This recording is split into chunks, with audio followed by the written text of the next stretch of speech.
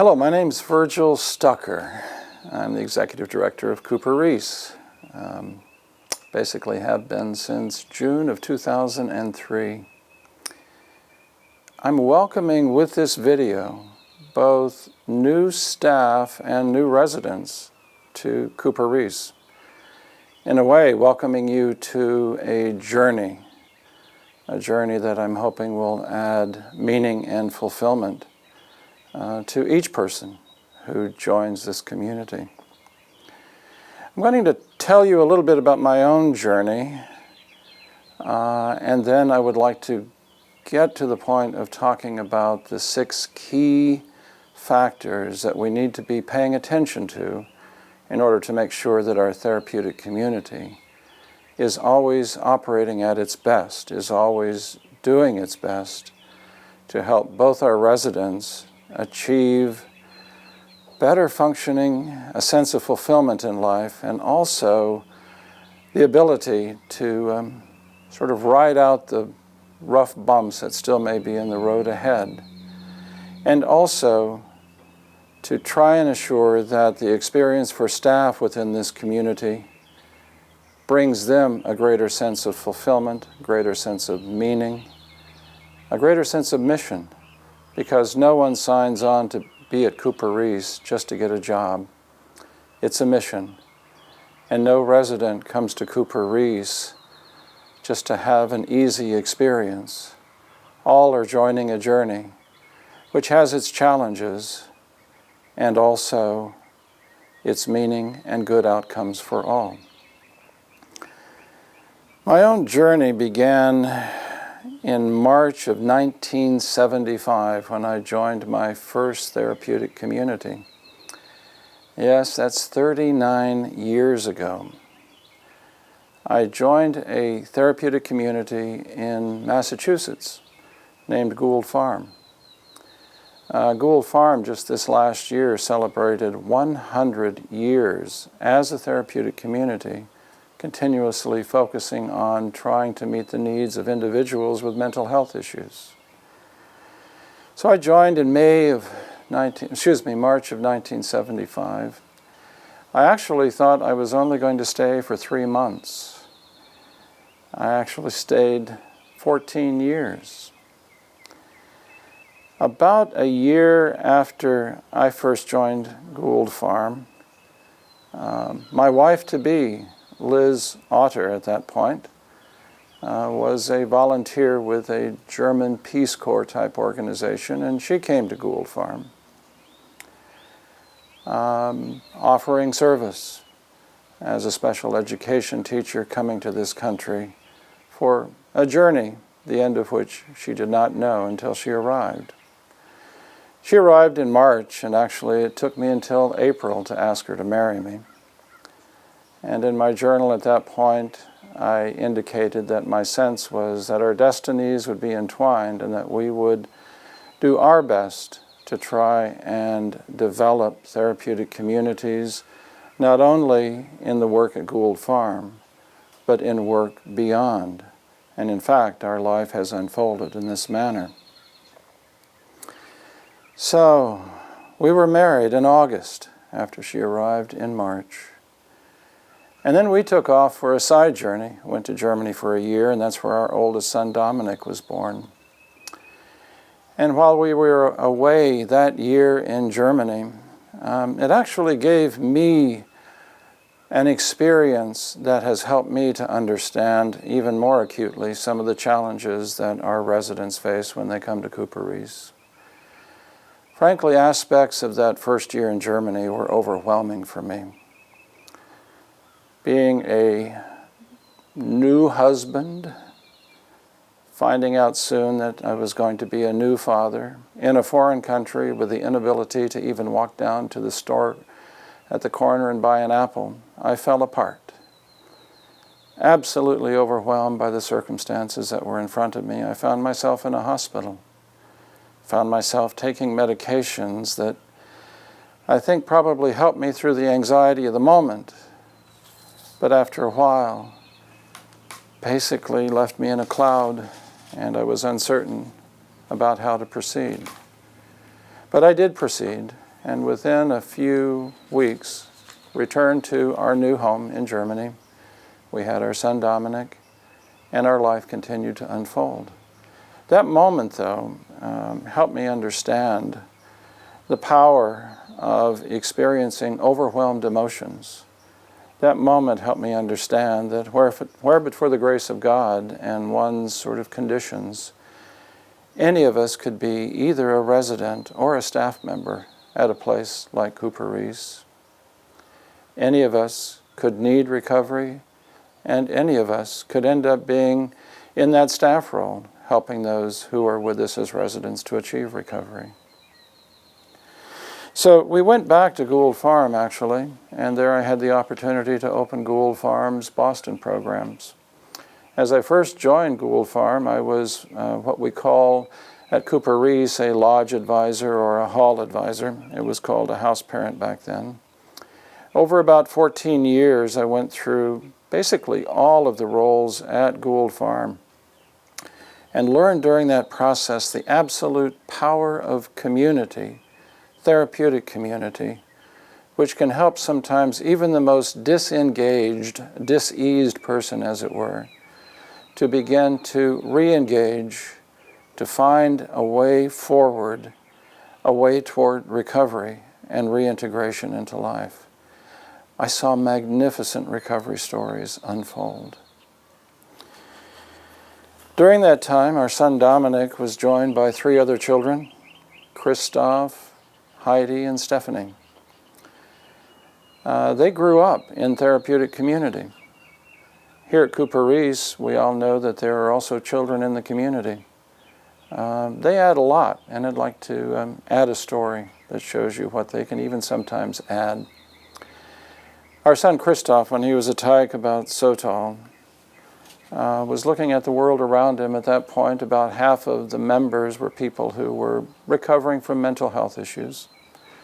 And he was trying to understand some of the members. Down at the end of our dining table, I never will forget this, there was a fellow named Ed succumbing to depression. And as you know, in those moments of depression, it can be like overwhelming.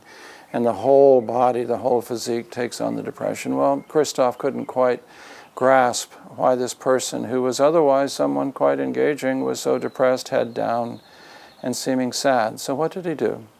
Crawled under the table, got down below Ed's face, looked up at Ed, smiled and said, "What's up, Ed?" Well, Ed lost his depression. Sometimes even the innocent child in a community like Cooper Riis can be like an expert therapist, helping someone break through the cloud, break through a depression, break through a symptom that is otherwise impeding them. So at Cooper Riis, as at Gould Farm, we are honored to have sometimes children in our presence, to have whole staff families that will be a part of who we are, a part of the therapeutic process. In short, community is healthy for all, for residents, for staff, and for their family members. We all gain from the engagement that we can be provided in this therapeutic community. After Gould Farm, my family and I went on to move to Richmond, Virginia. And there today, there is another community called Gateway. That was 1986, when I was the first executive director to open that therapeutic community. And next, we moved to Rose Hill in Michigan. That was 1989 or so, and opened Rose Hill 1992, I believe it was. And it too is a thriving therapeutic community. And it was actually December of 1999 when Liz and our family and I were back in Massachusetts that on that Christmas I had the chance to meet Don and Lisbeth Cooper and Danielle. They had been traveling around up to the Northeast at that point, trying to determine how they could help make a difference in the lives of people, families, individuals with mental health challenges. And they were at that point looking at Gould Farm. And so we met. And our relationship began, and it was actually the end of 2002 when we became closer.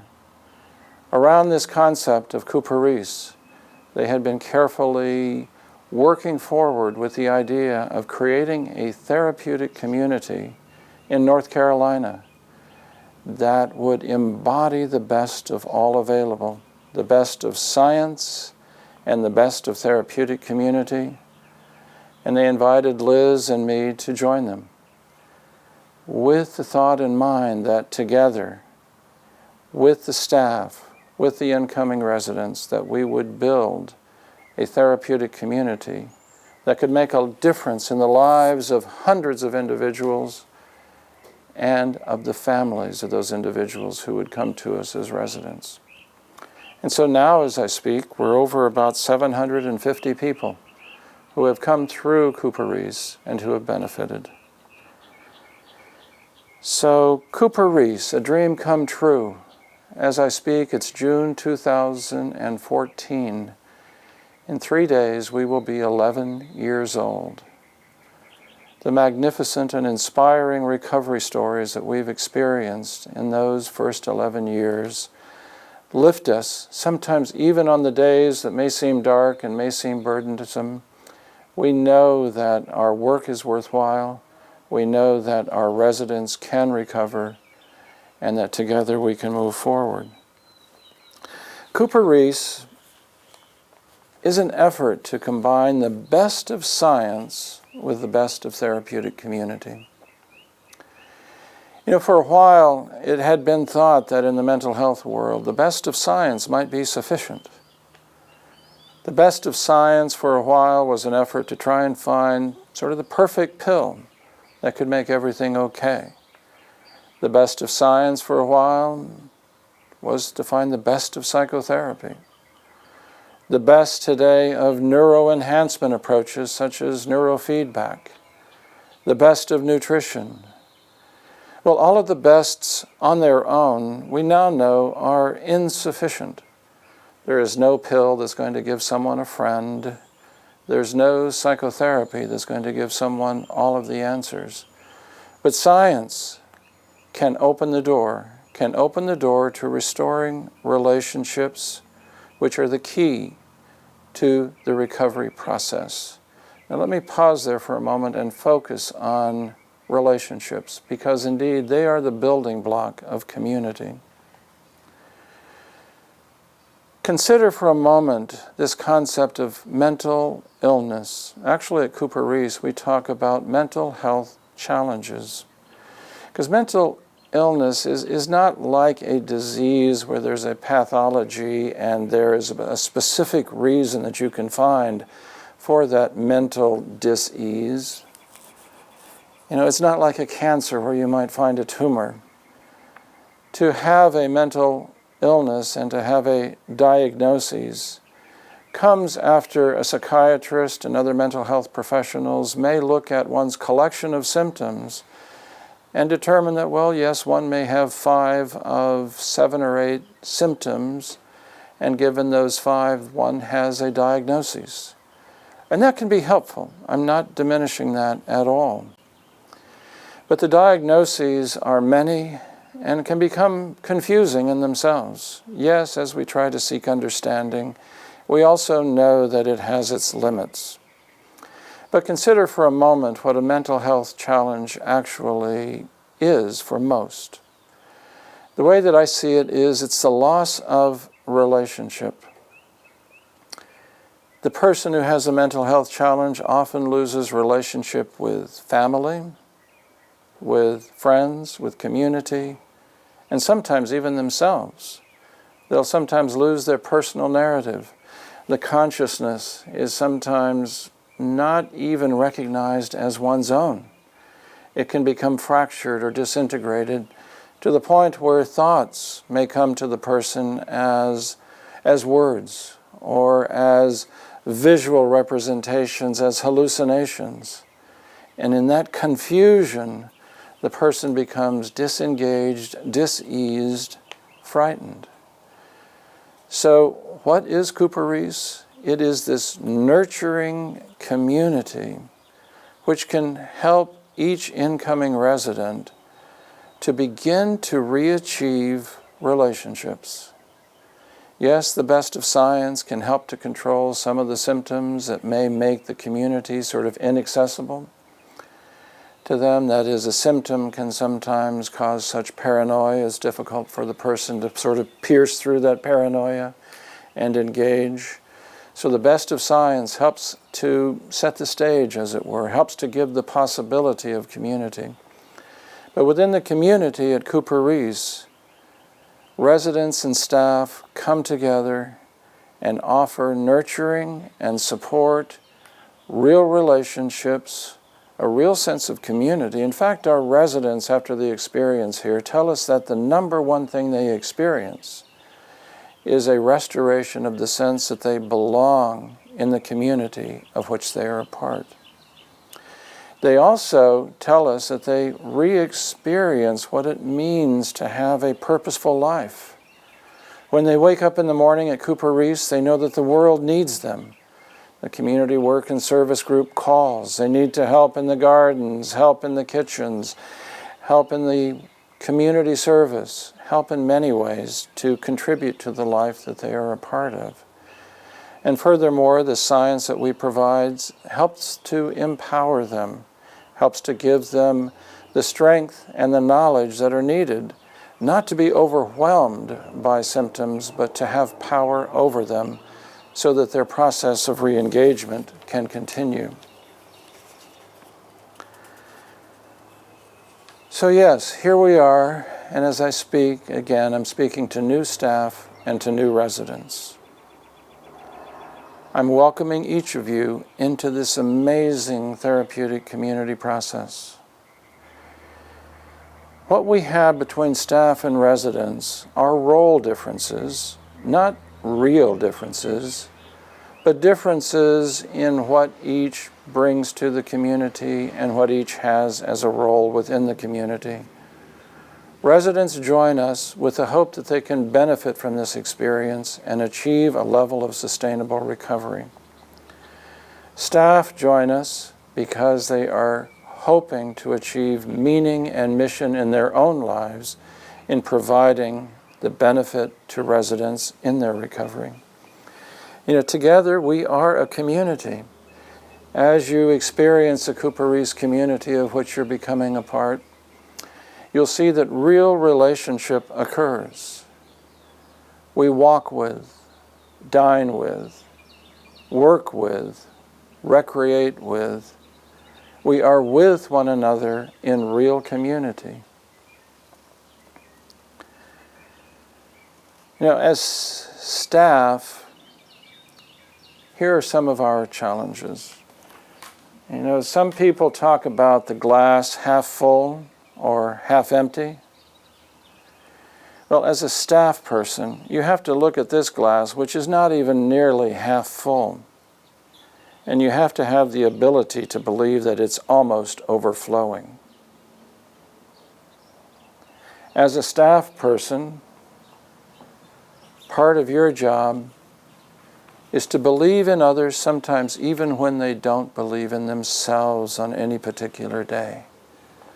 Because you have a genuine relationship with them, your belief will help to move them, to help engage them in the community. Also, as staff, every day in every way, you are a beacon of hope. There are times when residents may feel loss of hope. They will feel hope from you. It will shine from you, from your personality. Why? Because you believe in this person in front of you, and even though the glass may seem to have only a bit of water in it, you see a spark, and you see the capacity for that person actually not only to engage in community here, but to begin a process of fulfilling their dream. Everyone in the community as a staff member is like a milieu therapist. Everyone in the community as a staff member in their relationships with residents will infuse in those relationships that capacity to believe in others, that capacity to give hope, and that capacity to believe that the glass is almost full. not shying away from those moments of despair, not shying away from those issues of diagnoses, but always pushing forward to live another day and to continue believing in recovery, even on those dark days. I would like to give you 6 building blocks that I believe need to be incorporated into your thinking, both as a resident as well as a staff person. These are the 6 attributes of therapeutic community that you need to know in the beginning of your experience, that you need to contribute to and partake in every day, and that we as a community need to review on an ongoing basis to make sure that we are not only the therapeutic community that we want to be today, but the one that needs to continue evolving in the future. The first attribute has to do with belonging and purpose. Are you, and this speaks both to residents and staff, helping to meet your community's needs in a manner that prepares or sustains your ability to find and keep fulfilling work? Does your daily contribution help you to feel a sense of belonging and purpose? This is critically important both for staff and for residents. I want each day for each person to help them feel a deep sense of belonging and purpose. I once learned a lesson that was given to me by someone that was my first mentor at Gould Farm. His name was Al King. As I met him, Al had had a rocky road, but at the point that I met him, he had been volunteering at Gould Farm for 21 years. Well, Al started doing that at the age of 70. So at the age of 91, he was still running the woodshop. And he said in one phrase something that has become a formula. He said, "Virgil, I got to get up every day. People need me. Virgil, I got to get up every day. People need me." Each of us, staff and residents, need to get up every day. The world needs us. One of the reasons for the Community Work and Service program, of course, at Cooper Riis's Therapeutic Communities, is to provide an opportunity for each person, each resident, every day to contribute to the world that they are a part of. It is absolutely critical that each resident understand and participate in that aspect of the community. Why? Because every day that you get up, you need to know that the world needs you. Well, it may not be that you're wanting to be a gardener as your career. It may not be that you want to be a kitchen worker, etc. But these are all tasks that need to be done to contribute to the functioning of this small community of which you're a part. The reason for participating is it awakens in you as a resident that awareness that yes, indeed, your life can make a difference. Yes, indeed, you can contribute. So that as your mind is reactivated, moving beyond disease to the dream of where your life can go, your personal narrative will start to be reintegrated. Your personal narrative can respond to the question, what is your dream for your life? Where is it you want to go? That can be everything from determining lifestyle to determining career. So it can start in the therapeutic community by every day awakening with this awareness that the world needs you, both as a resident and as a staff. Belonging and purpose, one of the 6 attributes and principles. Number 2, does the Cooper Riis community provide a culture of safety? That's both the physical safety as well as the emotional safety. Do you feel safe? Can you trust others? Generally, when I've asked the community this question, we've always gotten high marks in this area. Without a sense of safety, we can't accomplish anything at Cooper Riis. So the actions of our community members, the actions of ourselves, all have to contribute to that feeling of safety, which has to do with interactions, can also have to do with the physical property, and also the weather, whether or not there's a storm coming. We as staff have an obligation always to be caring for the welfare and safety of our residents. As residents, we always have to be accountable for any of our behaviors that may produce a lack of feeling safe in the community. So that is the second principle, the culture of safety. The third, this question: does the Cooper Riis community foster an atmosphere of kindness, respect, openness, and authentic communication? Atmosphere of kindness and respect. You know, sometimes those are difficult terms to define, but you sure know when they don't exist. Kindness and respect. Whatever we do has to be filled with those attributes. That doesn't mean that we can't say no. That doesn't mean that we can't set limits. But whatever we do as staff has to be done within that overall atmosphere of kindness. We are accountable always to provide that. The same goes with residents. Their experience at Cooper Riis will be enhanced if and as they approach it with an equal atmosphere of kindness and respect. That was our third principle, the atmosphere of kindness that must prevail. Fourth, is your participation in the social, recreational, and therapeutic life of Cooper Riis welcomed and appreciated? Are you believed in? Does your vote make a difference in the daily life? Well, this question applies both to staff and residents. We all need to be fully engaged in the life of Cooper Riis. Our thoughts, our ideas, given perhaps in community meeting with everyone, given perhaps in staff meeting, given to one another, given to supervisors, given to me. I'm always open for ideas from anyone, any staff or resident, about how best to improve the quality of life within our therapeutic community. So yes, number 4, we have to be a community within which each voice has value. Each voice is listened to. Your ideas are good. Let us consider them. Your participation should be appreciated. So that was our fourth principle. Participation welcomed and appreciated by all staff and residents. The fifth principle. Both staff and residents will notice that we have created a special physical environment. Once while touring a resident, a prospective resident, he was walking around the facility and with a tear in his eye said, "You know, this is really a special place for people who should feel special."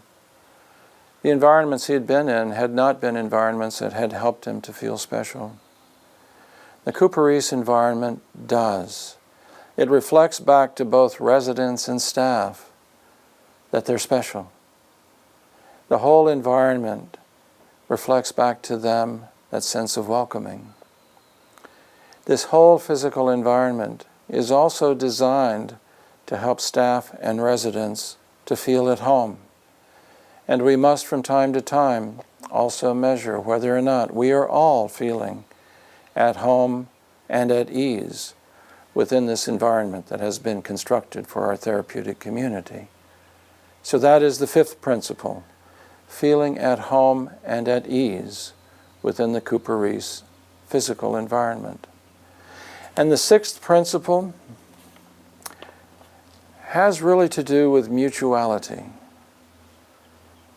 And there's some overlap in some of these principles you'll begin to realize, but let me focus on the mutuality of this one. Yes, in a community, we want each person, each resident, each staff person to feel empowered, to be clarifying and living their dream, finding their mission in life.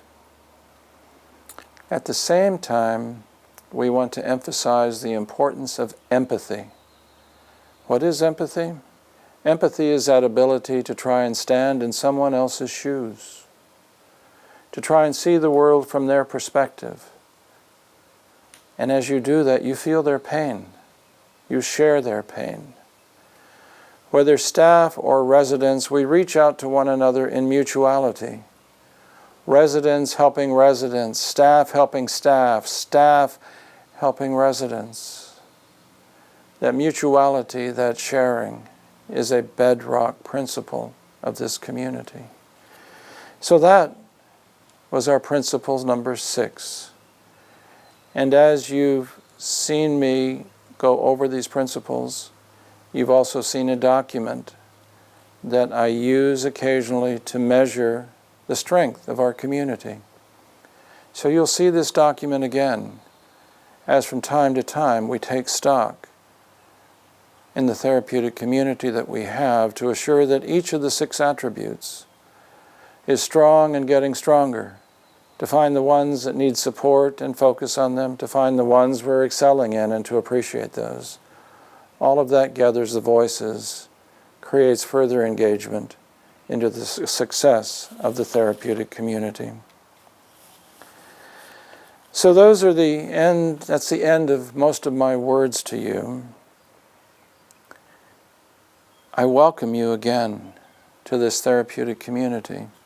As I described earlier, when I first joined therapeutic community, yes, 39 years ago, I thought I was only going to venture in for about 3 months. So it became a lifetime of meaning, a lifetime of mission for my family and me. I hope that it also becomes an experience that is deeply meaningful for you, one in which your dream can be achieved, whether you're coming as a resident or as a staff person. And no, you don't need to spend 39 years, but there is an open door. And it may be that this open door will lead you to experiences where you will bring the attributes of healing and therapeutic community to others. Not just at Cooper Riis. Maybe you'll go on to establish other therapeutic communities yourself, either as residents or staff now. Maybe later you'll be some of the leadership. Consider that possibility, and if not establishing a place like Cooper Riis, at least be able to bring some of the 6 attributes of therapeutic community into the community that you will live in, wherever that may be. So some of you may know that I love the Native American flute, having discovered it a few years ago. And the natives called it the medicine stick. It has this capacity to sort of integrate the mind. And what I'm going to do is to end my words with some music. And what I would like for you to do as you listen to this moment of music is to imagine your dream and its successful implementation, its successful achievement. And imagine it so strongly as though it feels like it has already occurred. And know that this journey today can be the first step toward actually making that true. So this is for you and for your dream.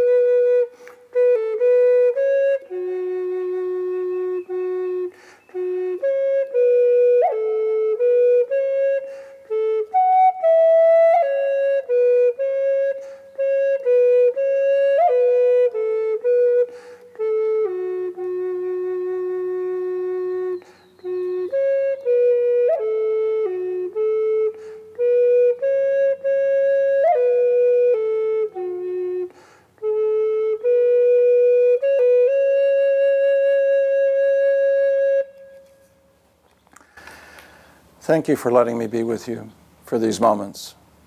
If I haven't had a chance to meet you, I hope that I soon shall.